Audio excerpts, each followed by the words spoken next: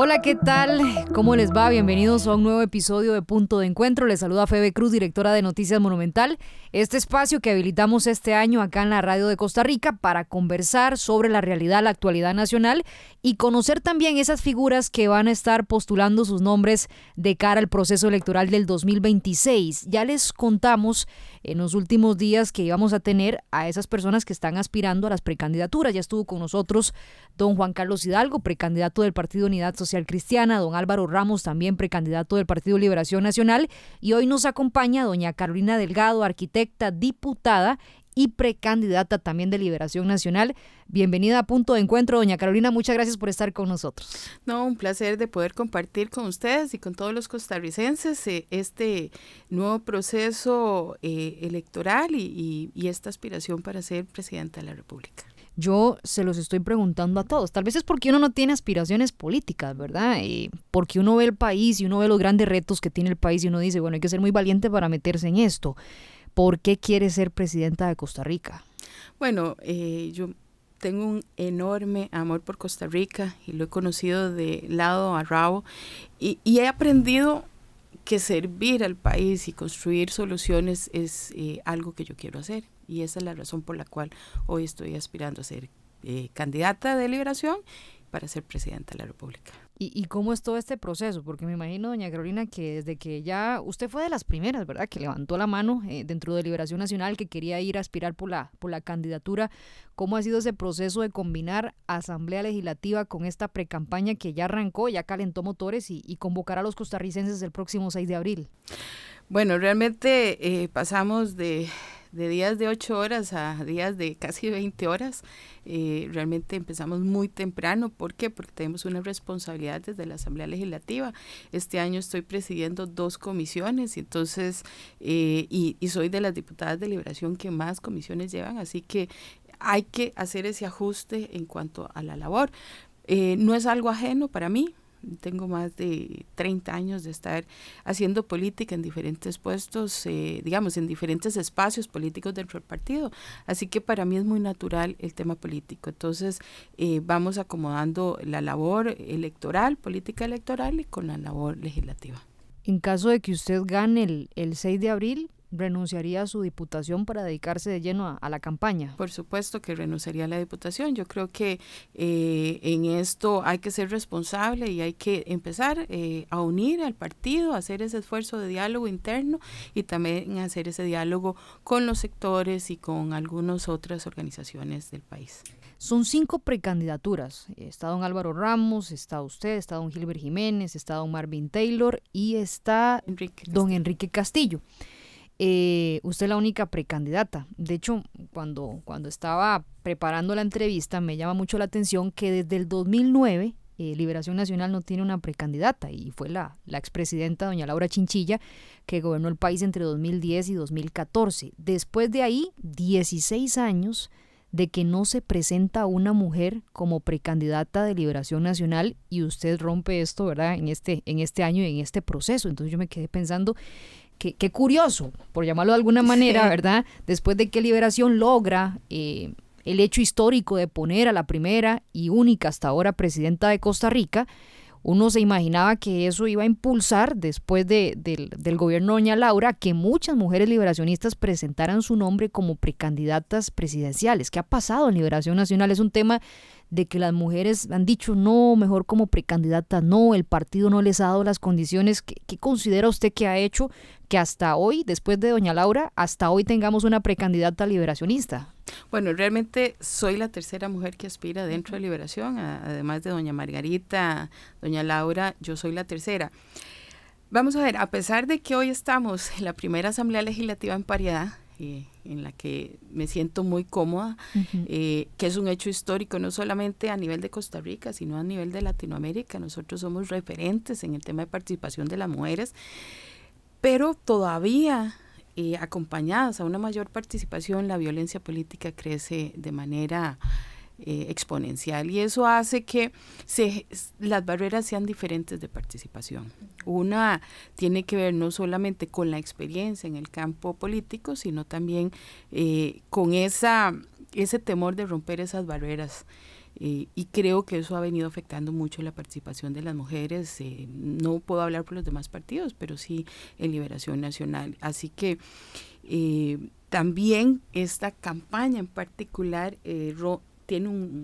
rompe con lo tradicional, con los que siempre han estado, con los nombres tradicionales, que obviamente la mayoría son hombres, y empezamos una nueva era con gente que nunca ha participado, que nunca ha aspirado y que tampoco, por lo menos en mi caso, tampoco viene de las estructuras tradicionales de Liberación Nacional.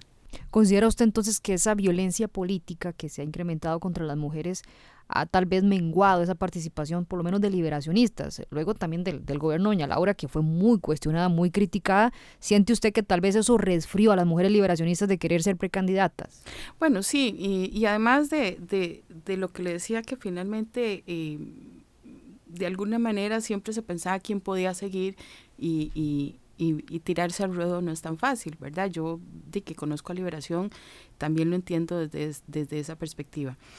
Competir con hombres tradicionales nunca ha sido sencillo. Yo por eso creo que esta en particular, después de este proceso, vamos a tener muchas más mujeres aspirando. Estaba de alguna forma tomado Liberación Nacional, digamos, por esos políticos tradicionales que repitieron incluso candidaturas, porque estaba viendo las convenciones y sus nombres aparecieron varias veces en esos últimos, 15 años. Sí, tal vez 20, diríamos. ¿Estaba tomado Liberación Nacional por esos políticos tradicionales? De alguna manera, sí, habían ciertos nombres que siempre estaban apareciendo y que además obviamente tenían ya un camino trazado y era muchísimo más fácil en un proceso de esto decir yo poner el nombre e ir adelante. Y esto ha hecho que de alguna manera se abran menos puertas para gente nueva, para liderazgos nuevos y especialmente para las mujeres. Ahora que la estaba escuchando con el tema de que esta es una campaña que rompe, ¿verdad?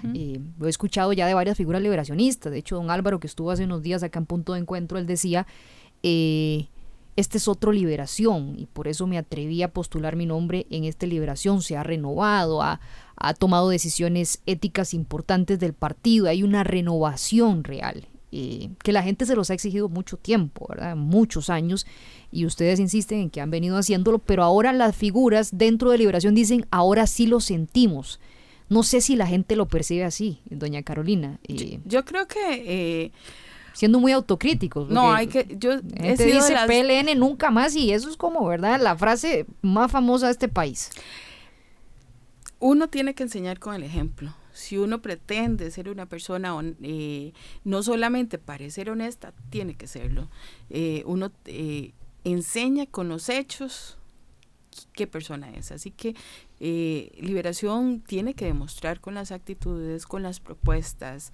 Tenemos que empezar a demostrar que podemos ir a una asamblea legislativa con caras nuevas, a una campaña con caras diferentes, y que podamos transparentemente que nos revisen y que digan, sí, esta persona tiene las condiciones, no solamente capacidades, sino también morales y éticas para poder gobernar un país.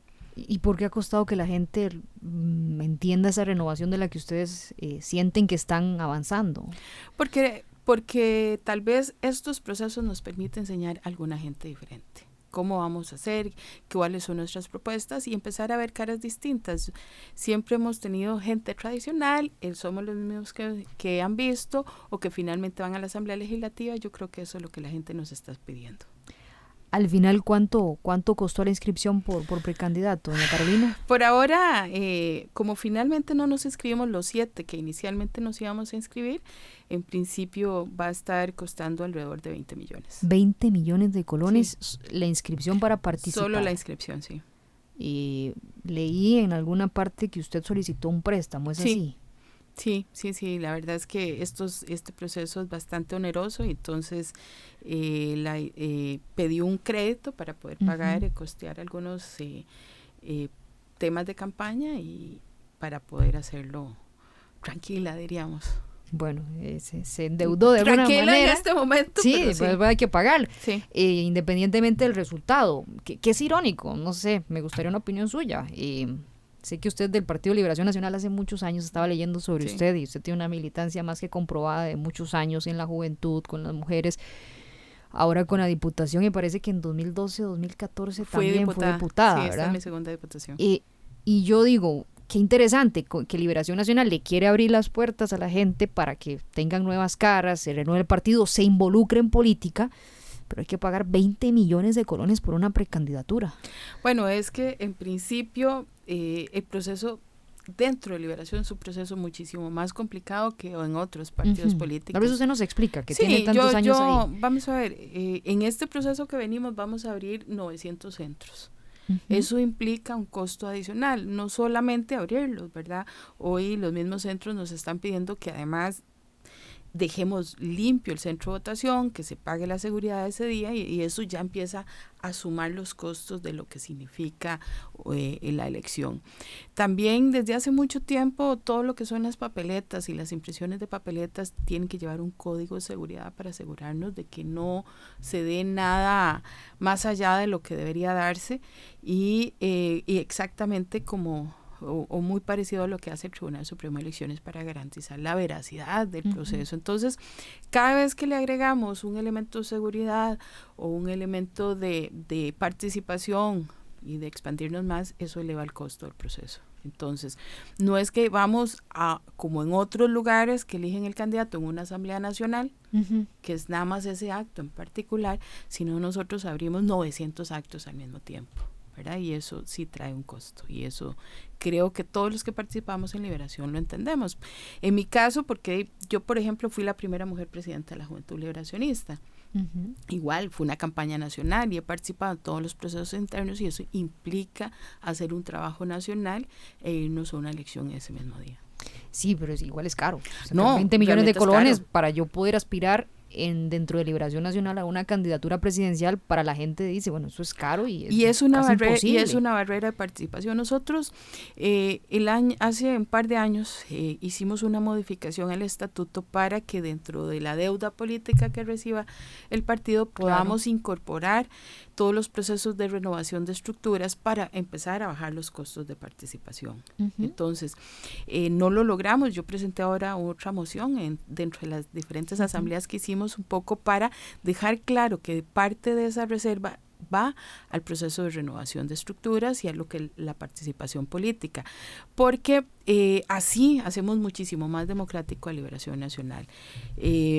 La idea es que podamos dejarlo claro en una próxima Asamblea Nacional para garantizar una mayor participación y hacer más accesible a Liberación Nacional. Claro, porque la gente dice, bueno, tengo que tener 20 millones, por lo menos para inscribirme, ¿verdad? Bueno, o para participar, porque esto al mismo tiempo estamos definiendo todas las estructuras cantonales, distritales, todo lo que son los movimientos y realmente es un poco oneroso. Entonces, yo creo que ya por ahí ya empezamos a bajar costos, aunque no lo crean, hace 4 años el proceso para la convención estuvo como en 120 millones, ahora está en 100 millones, todo lo que es el proceso de inscripción de papeletas distritales y movimientos bajaron costos también, porque hemos tratado de hacer un enorme esfuerzo para poder simplificar y poder ajustar los costos y podamos buscar más gente que quiera participar con nosotros.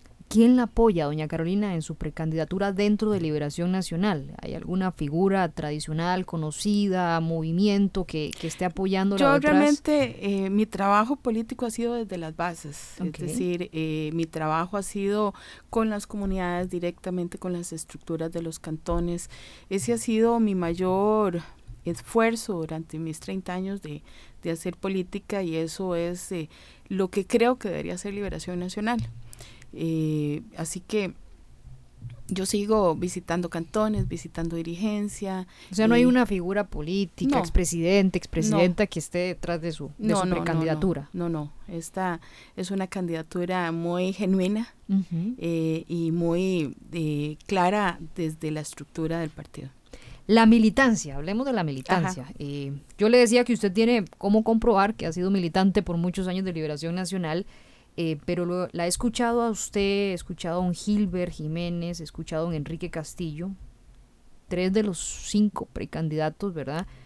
Cuestionar la militancia de don Álvaro Ramos, que él insiste en que él es militante del Partido de Liberación Nacional, que por sus puestos no pudo verse tan inmerso en el partido años atrás, ¿verdad? Sus puestos en la función pública o porque estuvo fuera del país, pero él asegura que es militante, le certificaron la militancia.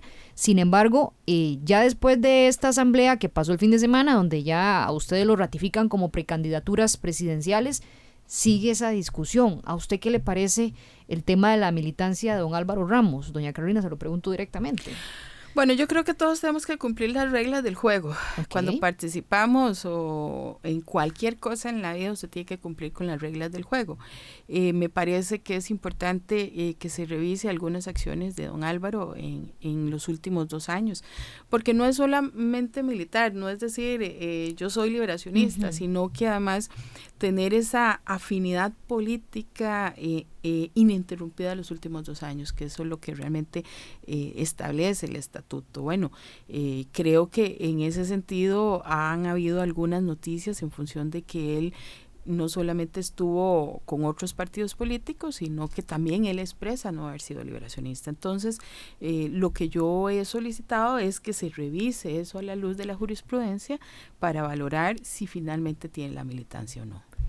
Y ya está certificada. ¿Qué dicen las autoridades de Liberación Nacional sobre esta petición que tiene usted, que tiene don Gilbert, que tiene don Enrique? Bueno, el procedimiento no es ese. El procedimiento es que después de pasado todo el proceso de inscripción que terminó el viernes pasado, el mismo Tribunal de Elecciones Internas tiene que hacer una declaratoria de candidaturas. Eso en el momento que cumplamos nosotros todos los requisitos. Todavía falta un requisito que es el tema de la contribución económica, porque lo que hablábamos, como no fuimos 7 y somos 5, pues pasa por cómo, qué se va a dar, digamos, en estos días, y a partir de que eso se dé, ellos tienen que revisar si existe alguna pruebas. Igual, todos de los que estamos 6-5 estamos en la posibilidad de que alguien diga, bueno, Carolina no lo es por esto y esto y esto, ¿verdad? O no cumple este requisito en particular, porque son varios los requisitos que nos solicitan. Bueno, yo creo que ese escrutinio todavía está pendiente dentro del partido y según el procedimiento que nosotros aprobamos para realizar la convención. Pero parece que ya es algo zanjado la militancia de don Álvaro, por lo menos para el partido. Pero para el procedimiento no. Y por eso le pregunto directamente. Yo sé que usted ha sido muy vehemente en sus posiciones en la Asamblea Legislativa, sí, y me va a responder con toda sinceridad. ¿Considera usted que don Álvaro debe participar o no en la convención a como está hoy la certificación de su militancia? Bueno, es que el secretario general es el que la certifica. Nosotros, bueno, no yo, sino Enrique Castillo pidió todos los documentos, que debería ser un tema transparente para verificar si cumple o no la militancia, y en ese no hemos logrado tener toda la información, no solamente mía, sino de todos los demás, de que si eso cumple con todos los requerimientos partidarios, y creo que eso es importante para poder emitir un criterio claro. ¿Y por qué no les han dado esos documentos? Ya se solicitaron desde hace más de una semana y no, por lo menos a don Enrique no se los han dado. Que me parece que don Enrique lo dijo, que la dirigencia tenía un candidato de preferencia. Me imagino que se refería a don Álvaro. ¿Usted siente lo mismo o no? Vamos a ver, yo creo que de alguna manera, creo que es muy temprano para poder decir eso. Me parece que hay que ir a hacer la campaña. No hemos empezado campaña, apenas estamos arrancando con las inscripciones y la campaña empieza a partir de ahora.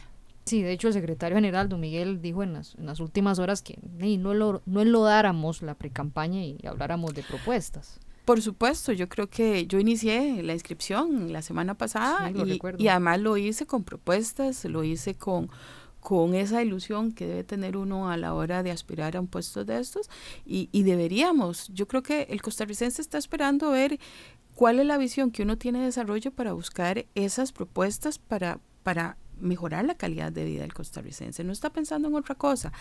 Ahora, en medio de todo eso, lo primero que tenemos que dar nosotros son señales de que cumplimos con la ética, con la moral y con la legalidad que corresponde.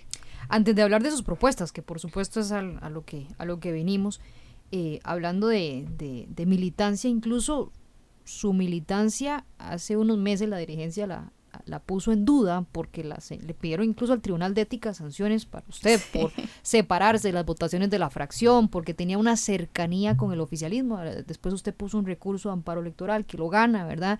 Queda eso zanjado.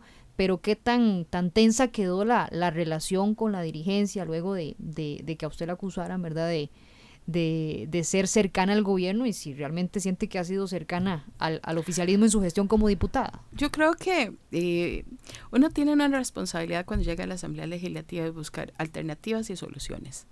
Y eso lo implica uno sentarse a conversar con todos los sectores, incluyendo el Ejecutivo. Uh-huh. Y en ese escenario, en algunas cosas he estado de acuerdo y en otras no he estado de acuerdo. Yo soy una mujer clara.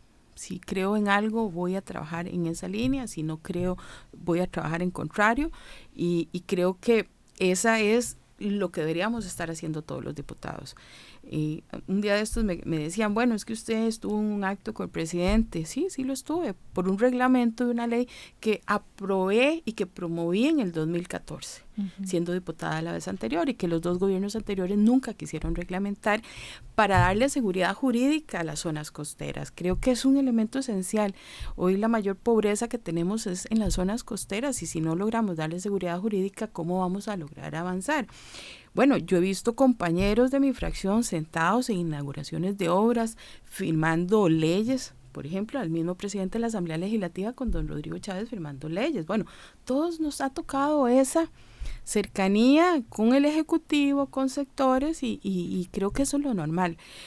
No sé por qué en ese momento levantó tanta roncha, ¿verdad? Uh-huh. Y de alguna manera a veces uno no entiende si eso es parte de que algunos pensaban de que yo no debería estar sentada en este momento poniendo mi nombre hacia adelante en una candidatura.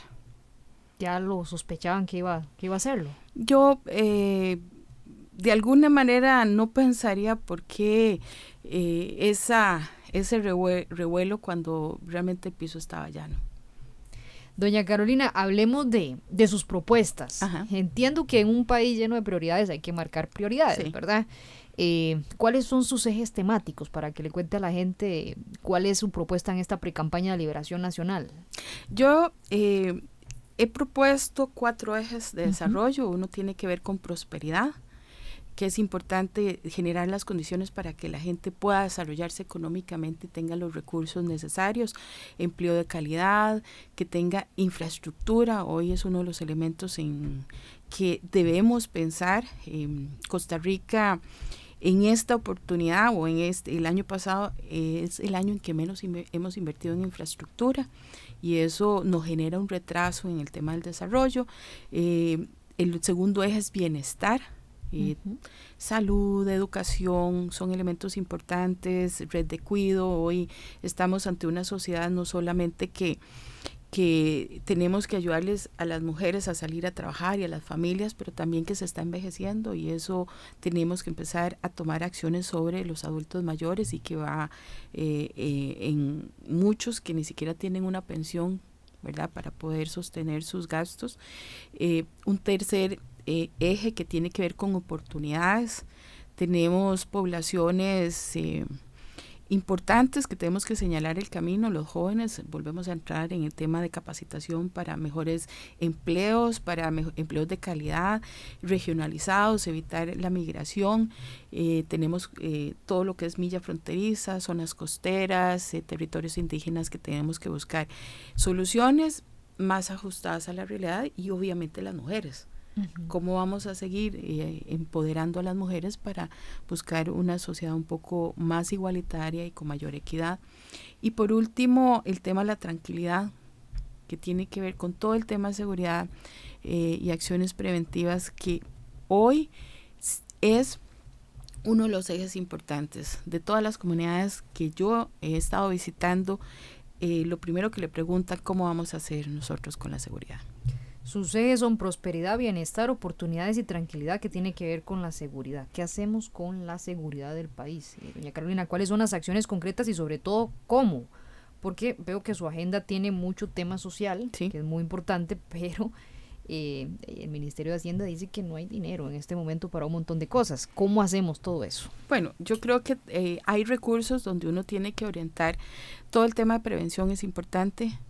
Hoy necesitamos, y es ahí donde uno ve que la mesa se le cae una pata por un lado y no se sostiene.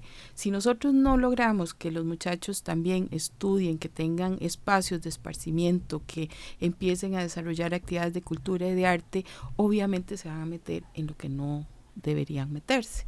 Y también van, si no hay oportunidades de trabajo. Entonces hay que buscar eso, hacer todo el espacio de programas preventivos, podría ser a través del MEP, podría ser a través del Ministerio de Seguridad, para lograr nosotros atender esas poblaciones más vulnerables y buscar espacios de esparcimiento, de participación y finalmente buscar trabajo de calidad.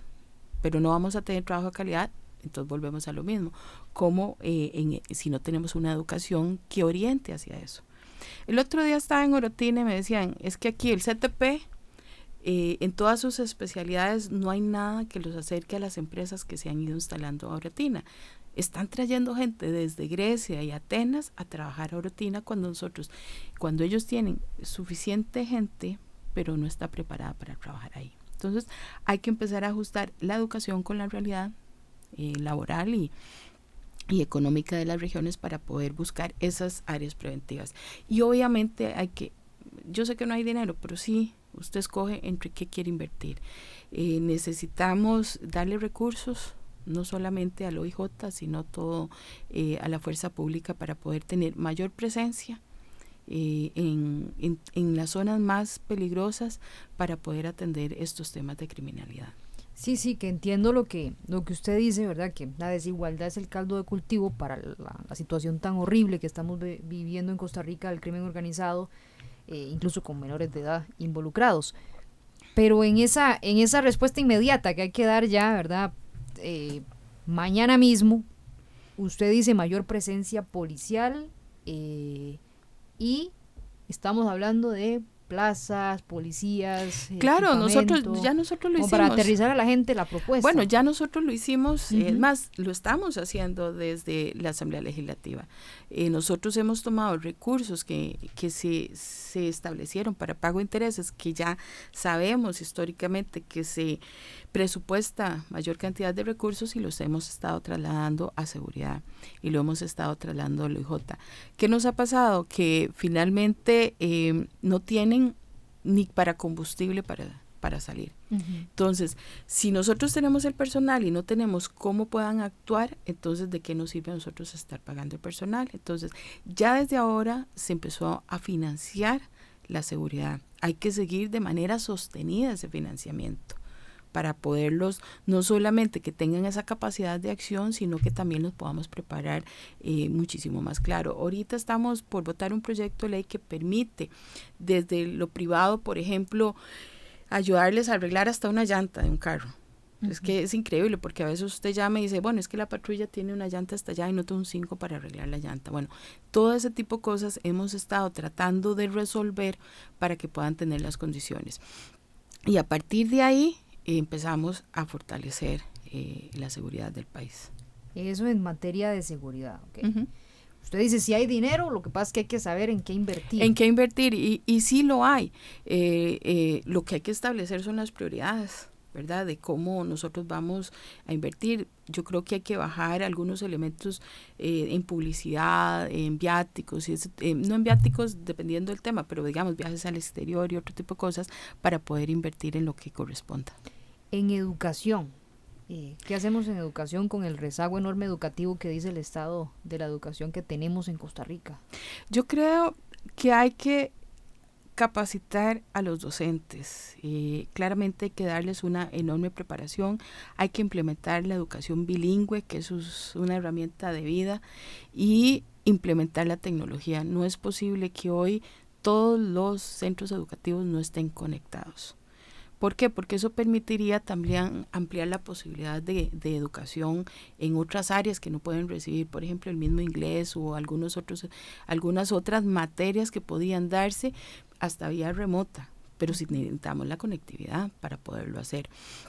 y nos está faltando, y ahí está Fonatel, están los fondos. Yo creo que deberíamos dirigirlos especialmente a las zonas de menor conectividad. Y a veces uno piensa en eso y piensa, no sé, en Cotobruz o piensa en Talamanca. Vean, en la pandemia, uno de los lugares más afectados por el tema de conectividad y los muchachos que no podían recibir las clases es Alajuelita. Uh-huh. ¿Por qué? Porque la mayoría de la gente que está conectada está con un teléfono y no va a gastar los datos cuando tiene 3 chiquitos o 4 chiquitos. ¿A cuál le da la conectividad para que pueda estudiar? Entonces tenemos que garantizar que todos los centros educativos tengan esa posibilidad para ampliar la gama de educación, y entonces ahora sí, sentémonos a hacer una revisión curricular, que esa es la otra parte, para garantizarnos que sea una educación para la vida y para que den las oportunidades de trabajo y de desarrollo que se ocupa. Capacitación, conectividad y malla curricular. Y la malla curricular. ¿Qué cambiaría en la malla curricular, doña Carolina? Creo que hay que hacer la revisión en cuanto a los horarios, por ejemplo, incorporaría todo el tema del bilingüismo. Uh-huh. Les doy un caso, hay un plan piloto que se dio en Fortuna y Emanuel Antonio. Tiene 20 años, ahorita el pleito que tenemos es que quieren quitarlo. Y les enseñaban inglés desde chiquititos, desde los 6, 7 años. Entonces ellos salían de la escuela hablando inglés, y entonces en su comunidad ya podían ir a trabajar en turismo y en algunas otras cosas. Bueno, hoy, como dicen, me decían, bueno, ya inglés debería ser una obligación. Ya en algunos lugares están pidiendo un tercer idioma, pero yo estaría feliz con que pudiéramos aprender el inglés. Y debemos reforzar todo el tema de las matemáticas, especialmente mujeres, para ver si incorporamos más mujeres en carreras de STEM, que es importante para el desarrollo. Porque hacia ahí es donde va la industria, ahí es donde va la economía. Y si nosotros no logramos incorporar algunos otros sectores a carreras STEM, nos va a costar mucho incorporarlas. Evidentemente, si usted gana la candidatura, vamos a tener muchísimos más espacios para que nos explique cómo, ¿verdad? Y se podría hacer todo esto, porque en todo se necesitan recursos, ¿verdad? Sí, claro, se necesitan recursos. Y no estamos destinando en educación ni siquiera la mitad de lo que nos dice el mandato constitucional. Lo que pasa es que uno siempre... ¿Qué le parece eso del 8% del PIB a la educación? ¿Es real o es realmente irreal, como dice el Ministerio de Hacienda? Nunca hemos llegado al 8%, uh-huh. Lo tengo claro. Uh-huh. Hemos estado cerca, pero no hemos llegado al 8%. Ahora, no importa si usted gasta 100 o gasta 80, lo importante es el efecto que vaya a tener ese recurso que se vaya a dar.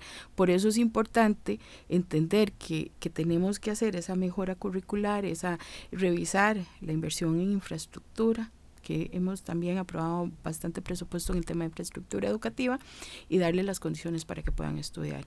A veces con menos hacemos más, pero para eso tenemos que tener claro cuál es el norte. Es decir, si vamos a enseñar inglés, entrémosle duro al inglés.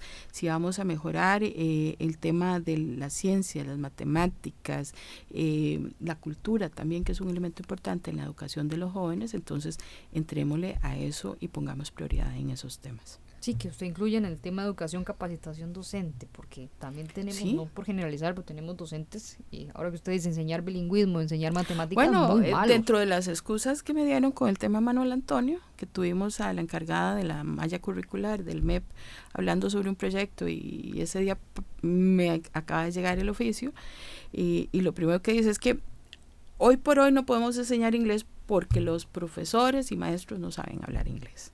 Uh-huh. Y entonces, eso no debería ser una excusa. ¿Por qué? Para eso es la tecnología. Busquemos mecanismos alternos mientras preparamos a la gente.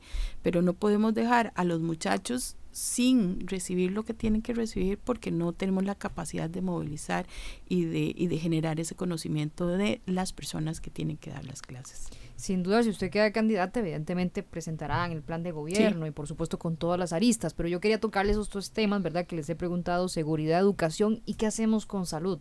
¿Cuál es su propuesta, doña Carolina? Listas de espera, fuga de especialistas, tenemos hospitales rezagados.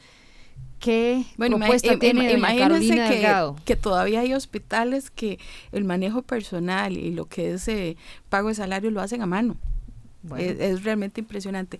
Bueno, hay varias cosas. Yo sí creo que en el tema de las listas de espera nosotros tenemos que hacer un enorme esfuerzo para mejorar el primer nivel de atención de la salud.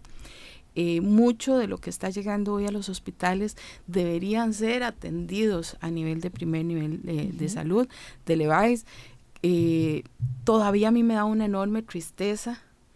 Yo vivo a 50 metros de un EVAIS, de mi casa está el EVAIS de Lourdes, y salir, hoy que salí a las 5:30 de la mañana, a ver la lista de gente, la fila de gente haciendo, y la mayoría son adultos mayores. Entonces, no entiendo cómo hoy la caja no ha digitalizado todo el sistema, porque aquí tenemos que pensar no solamente en brindar el servicio, sino generar las condiciones para que la gente pueda recibir servicio.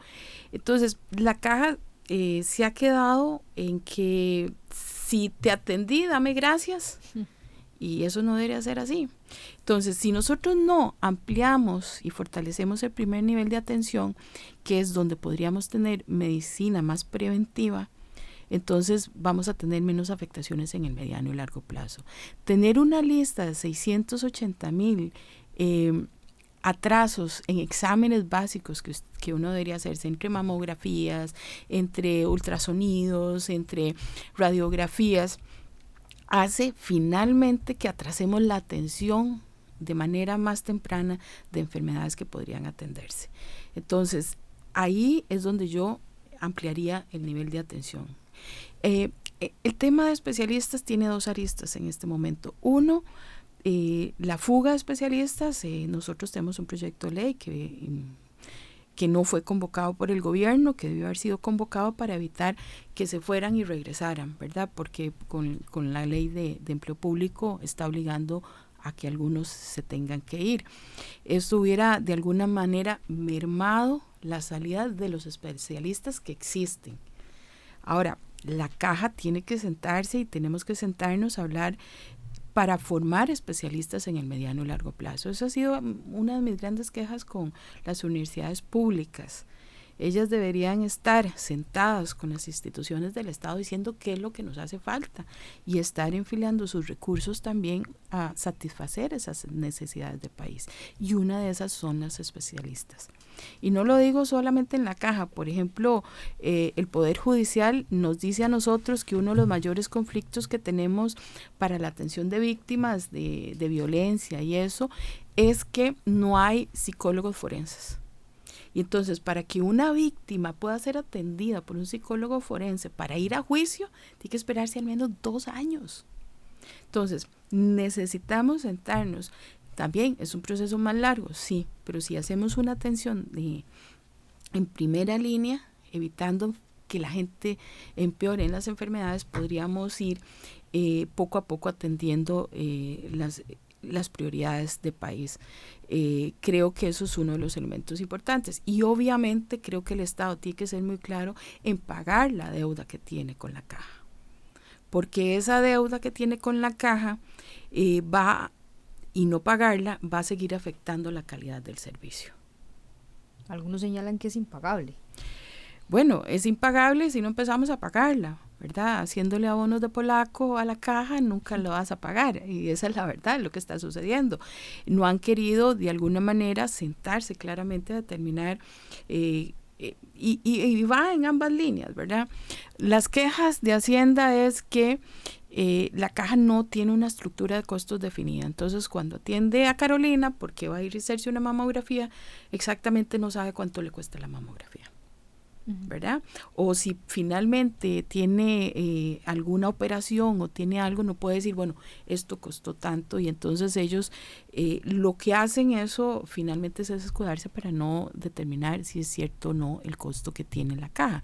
Bueno, yo creo que eso es ponerse de acuerdo y empezar a decir, bueno, ¿cuál es mi prioridad? La salud, sí, ok. Necesitamos garantizar, eso sí, que usted modernice la atención, que amplíe la cobertura en la primera línea, en los EVAIS, en las clínicas, y entonces yo creo que esos son parte de los acuerdos que uno puede hacer desde el Ejecutivo y especialmente en el tema de salud. Es un pilar esencial de la sociedad.